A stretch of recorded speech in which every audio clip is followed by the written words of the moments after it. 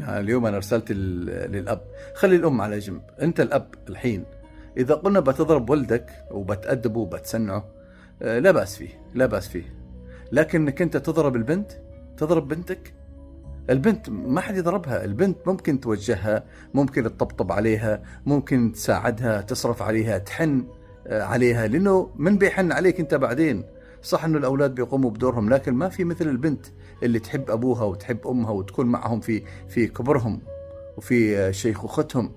فأنت تجلس تضرب البنت وتأدبها بطريقة قوية وعنيفة وتعنفها، أنت بهذه الطريقة مستقبلا سواء بنت ولا حرمة ولا لاحقا زوجة، الضرب هذا ما يفيد مع البنات. يعني بتتعود أنها تكون بهيمة، بتتعود أنها تكون تنضرب قدام مع زوجها ولا مع حد، يعني وهي خلاص متعودة أنها تنضرب وتنضرب ويتم احتقارها ويتم تصغيرها.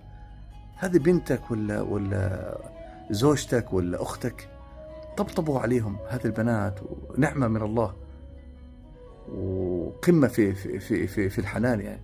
فأنت ما تجلس أنت تضربها وتأذيها بحيث أنك أنت تريد تأدبها مثل ما تأدب الأولاد. الولد له تأديب بشكل آخر، البنت تأديبها في أنك أنت تجلس معها وتصارحها وتطبطب عليها وتكون حنون عليها.